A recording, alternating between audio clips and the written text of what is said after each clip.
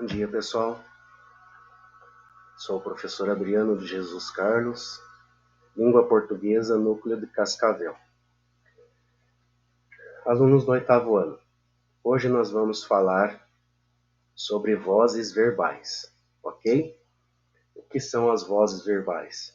São as vozes que nós temos dentro de cada oração, analisando o sujeito e verificando se esse sujeito está realizando a ação a qual o verbo está se referindo, ou se ele está recebendo ou sofrendo esta ação, ok? Vamos aqui para os nossos objetivos da aula. Objetivos: compreender a partir das vozes do verbo a diferença entre funções sintáticas e relações semânticas do sujeito e do objeto na sentença. Identificar as vozes verbais. E perceber a intencionalidade no uso dessas vozes. Nós temos por trás das vozes verbais uma intenção, né? Toda vez que nós emitimos um enunciado, nós temos aí uma intenção por trás disso. Nós temos uma intenção de transmitir alguma coisa e dar ênfase a alguma coisa, ok? Vamos fazer uma análise, então, para iniciarmos a conversa. Analise as afirmações abaixo e reflita se há diferença no significado e qual a intenção do autor em cada uma delas. Temos duas frases ali, duas orações, que dizem o seguinte. A primeira: a autora escreveu o livro, e a segunda: o livro foi escrito pela autora. Vocês vão me dizer, mas professor, essas frases aí, elas querem dizer a mesma coisa. De fato, de sentido, elas têm o mesmo sentido, o mesmo significado, né? Se eu falar a autora escreveu o livro ou o livro foi escrito pela autora, o significado é o mesmo. Agora observem que eu coloquei em negrito aqui os sujeitos das orações. No primeiro caso, eu tenho a autora escreveu o livro, eu estou dando uma ênfase para a ação do sujeito. Quem é o sujeito ali? A autora. Então, nós estamos dando ênfase à ação dela. No segundo caso, o livro foi escrito pela autora. Então, quem é que foi escrito? O livro. O livro, então, passou a ser o sujeito, a ênfase cai sobre ele. Perceberam, então, a nossa intencionalidade? Então, vamos lá.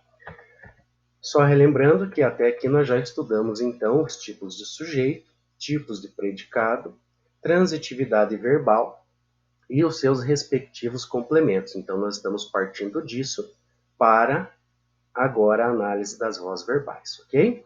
Na tradição escolar, então, o verbo é a palavra que indica ação, estado ou fenômeno da natureza, classifica-se como verbo de ação e verbo de ligação, que nós já vimos isso lá na transitividade, né? Mas vamos fugir um pouco da tradição e pensar um pouco mais amplo?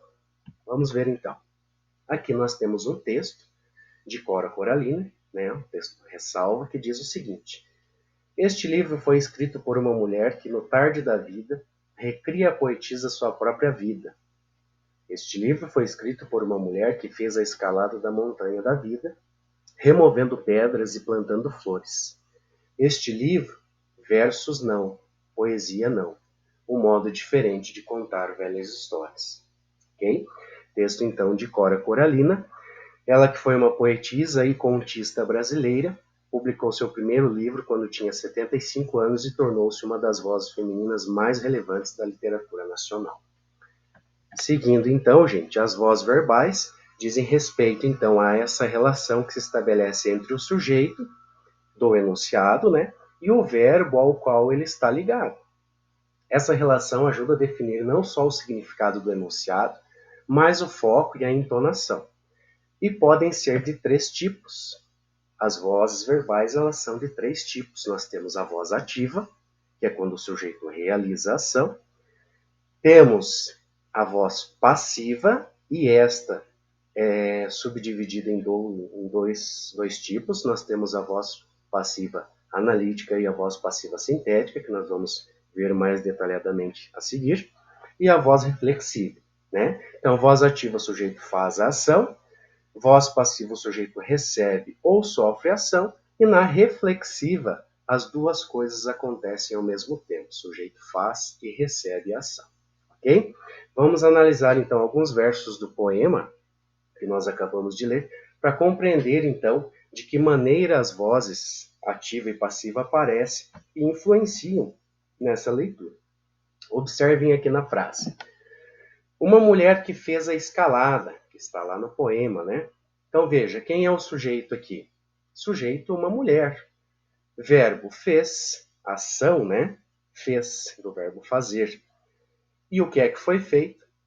A escalada. Então é o objeto, né, do verbo fazer. Então veja que aqui eu tenho o sujeito realizando a ação. Quando o sujeito realiza a ação, ele é chamado de sujeito agente. Ele faz a ação, realiza, ok? No outro caso, nós temos este livro foi escrito por uma mulher. Aqui nós temos como sujeito este livro, mas o livro não está realizando ação alguma. Ele recebeu essa ação, né? Ele foi escrito. Foi escrito por quem? Por uma mulher.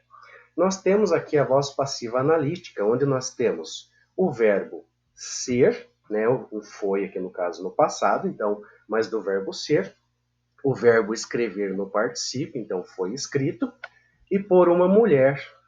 Quem é que fez a ação? Uma mulher, só que uma mulher não é o sujeito da nossa sentença. Nesse caso, nós temos essa expressão conhecida como agente da passiva, que é quem age, quem realiza a ação de uma voz passiva, ok? Essa é a voz passiva analítica, ok, gente? Então, conforme eu já expliquei para vocês, ali nós temos a construção através do verbo ser, mais o verbo, então, no particípio, ok? Há também a voz passiva sintética, conforme eu mencionei antes. Então, ela é formada por um verbo transitivo direto e seu sujeito, né? Não há um agente explícito, não tenho ali o agente da passiva, ok? Exemplo, vendem-se roupas usadas. Eu tenho a ideia de que roupas usadas são vendidas. Então, roupas usadas nessa sentença está se referindo ao sujeito. E o verbo, então, dando a ideia da ação. Então, vendem-se roupas usadas, ok? Então, o sujeito, ele é paciente porque as roupas sofrem ação de serem vendidas. Da mesma forma, no segundo caso, brinquedos, né? Consertam-se brinquedos, né? Não são os brinquedos que consertam alguma coisa, pelo contrário, eles é que são consertados. São o sujeito da ação e estão indicando ali essa recepção dessa ação, ok? Nesse caso da voz passiva sintética, então, eu tenho a seguinte construção. Eu tenho o verbo, a partícula apassivadora, que é a partícula C, e o sujeito paciente. Daí não tenho ali um agente da passiva, ok, gente? Então, nós temos ali, para não confundir, sujeito e objeto. Então, sujeito, quem está fazendo ou recebendo a ação, e o objeto é o que foi feito, né, o resultado ali dessa ação, ok, gente? Só voltando um pouquinho aqui na voz reflexiva, a voz reflexiva é quando o sujeito faz e recebe a ação ao mesmo tempo, que é mais tranquilo da gente perceber. Exemplo, o cozinheiro cortou-se com a faca. Observem esse exemplo. O cozinheiro fez que ação? Ele fez a ação de cortar, mas ele cortou o quê? Acabou cortando a si mesmo, né? Estava lá cortando lá o legume para o almoço e pá, escorregou, cortou o dedo. Então, é uma voz reflexiva. Ele fez e recebeu a ação ao mesmo tempo, ok? Pai e filho abraçaram-se. Da mesma forma, qual foi a ação que eles fizeram? Abraçaram e abraçaram a quem? A si mesmos. Ok, gente? Agora, mão na massa, vamos lá para vocês fazerem no caderno, então. A atividade foi feita pelo professor. Nós temos aqui algumas orações para vocês classificarem entre voz ativa e passiva. Os alunos fizeram as atividades, pai e filho abraçaram-se, todos querem o conhecimento, ok? Então, por hoje é isso. Vocês vão fazer esses exercícios no caderno e vão fazer a análise e apontar qual é a voz que nós temos em cada uma delas. Ok, gente? Obrigado por enquanto, um abraço e até a próxima aula.